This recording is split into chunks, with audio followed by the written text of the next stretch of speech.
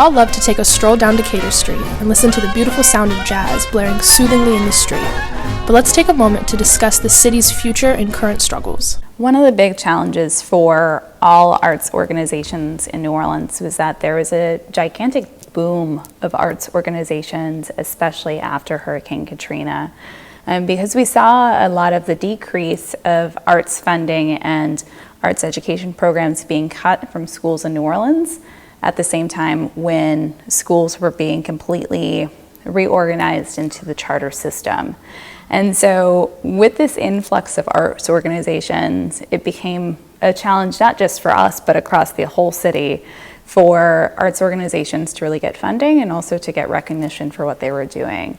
And so I see that as a larger problem for all of New Orleans, in that we're all competing against each other in this way, when instead we should be working with each other to help assist our larger community and really the children of our community to provide meaningful music education and arts education. In addition to that, in terms of obstacles, we are in the French Quarter, so it can be difficult for individuals to get to the quarter, which is why the focus of our programs, outside of our field trip programs, is to go to where people are and to meet people within their community. So that's why a lot of our programming today is going directly out to schools or detention centers or other facilities.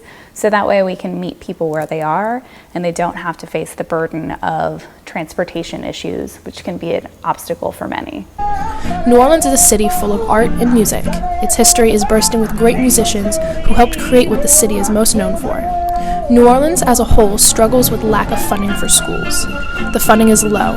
Many schools have cut funding for their music and fine arts programs due to more focus on STEM. So one of our big priorities is working directly with elementary and secondary schools to provide music education opportunities, and we do that through our Jazz in Class program, which places teaching artists to work in schools to create jazz band and brass band programs, because that is one of our focus areas.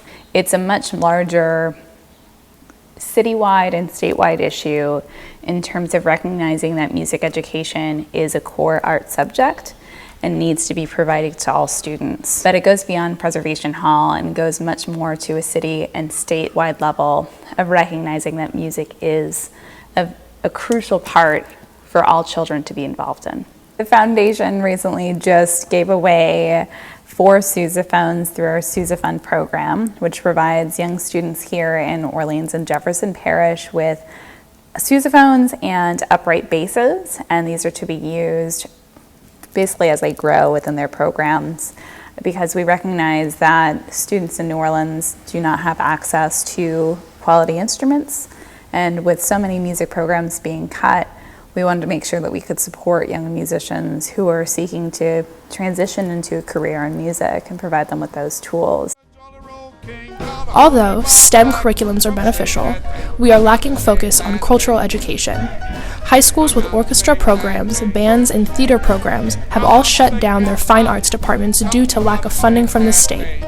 These are all obstacles in the face of the new generation of musicians and artists in the New Orleans area.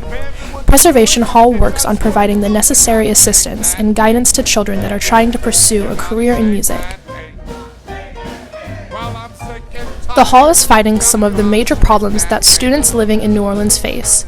It fights the lack of support and funding for music programs in schools, which will negatively impact students and will negatively impact the city of New Orleans in the near future. The Hall works on bettering the most well-known thing about New Orleans, the music. It helps preserve it and keep it alive.